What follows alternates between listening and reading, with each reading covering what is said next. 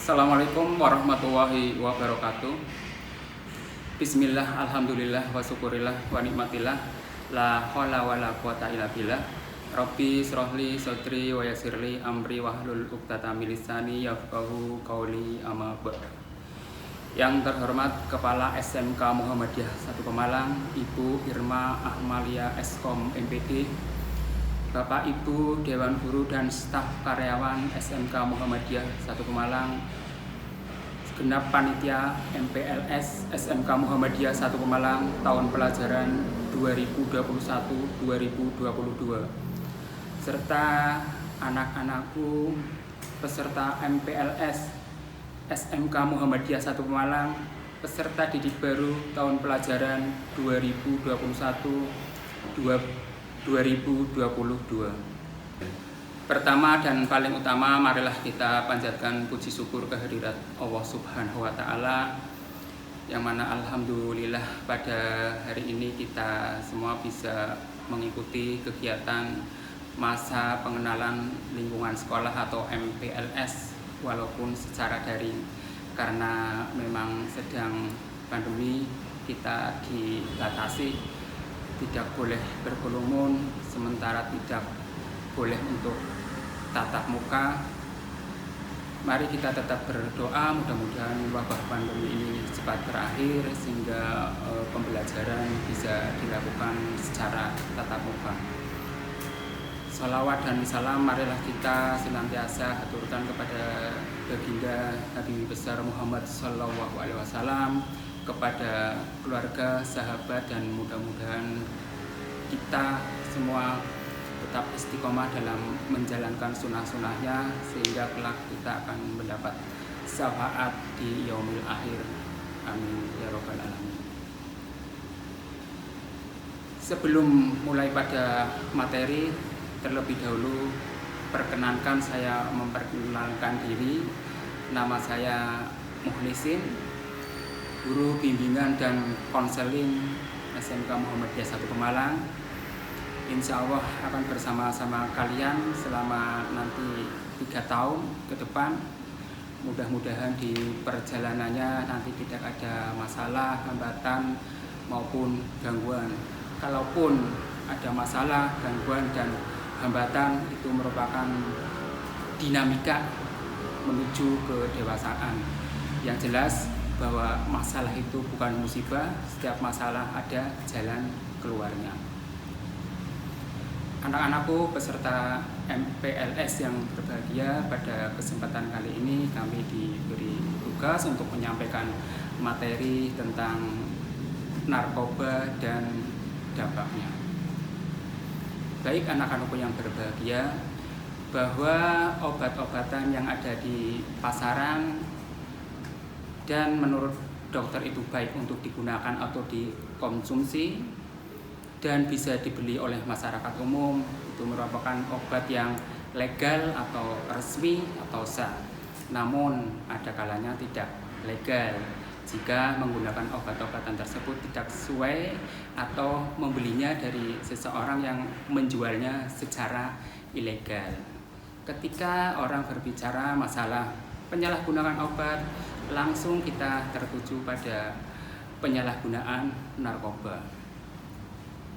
Kemudian kita juga sering mendengar yang namanya istilah NAPSA, yaitu kepanjangan dari narkotik, psikotropika, dan zat adiktif lainnya. Baik, akan saya jelaskan apa sih itu narkotika, apa sih itu psikotropika, apa sih itu zat adiktif lainnya. Bahwa narkotika adalah zat atau obat yang berasal dari tanaman atau bukan tanaman, baik sintetis maupun semi sintetis, yang dapat menyebabkan penurunan atau perubahan kesadaran, hilangnya rasa, mengurangi sampai menghilangkan rasa nyeri, dan dapat menimbulkan kecanduan atau ketergantungan. Narkotika dapat digolongkan menjadi 3. Yang pertama adalah golongan 1, ya, itu meliputi ada heroin atau puto, kemudian ada kokain dan ganja. Golongan 2 itu meliputi morfin dan betidin. Sedangkan golongan 3 ada kodein.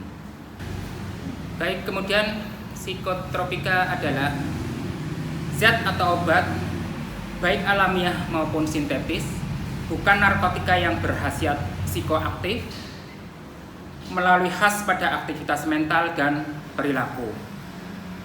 Psikotropika juga dibagi menjadi 3 golongan. Golongan yang pertama ada ekstasi dan sabu. Kemudian golongan kedua ada amfetamin, metilfenidat, dan ritalin. Golongan yang ketiga phenobarbital dan flunitrazepam.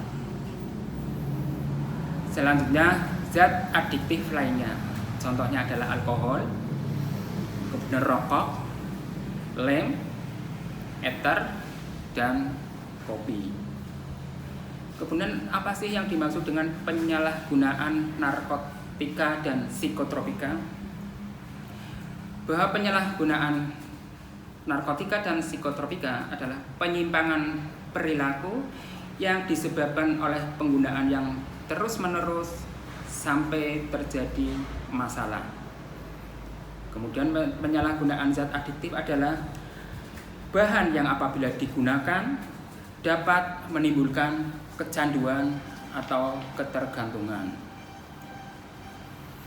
Adapun faktor-faktor penyebab seseorang sampai terjerumus pada nafsa atau narkoba, ini ada 3 faktor. Yang pertama adalah faktor biologis.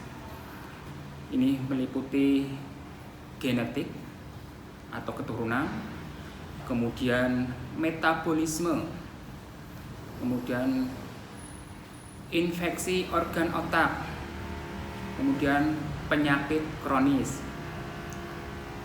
Sedangkan faktor yang kedua adalah faktor psikologis. Ini meliputi kurangnya perhatian dan kasih sayang. Kemudian pola asuh yang keliru, keinginan untuk coba-coba, konflik yang tidak terselesaikan, kemudian tuntutan yang terlalu tinggi.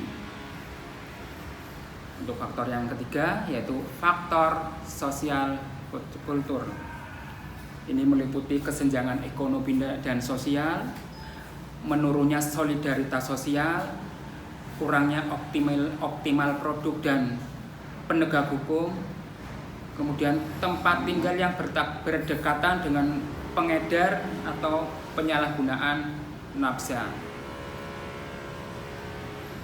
Sedangkan perilaku seseorang akibat penyalahgunaan narkoba itu yang pertama adalah halusinasi.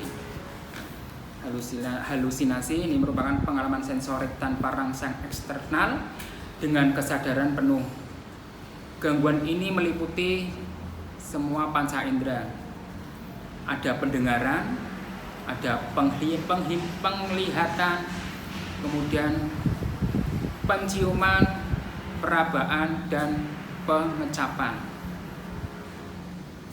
Apa sih bahaya, resiko atau dampaknya dari halusinasi? Ya, yang pertama, resiko tinggi adalah bisa mencederai diri sendiri dan orang lain.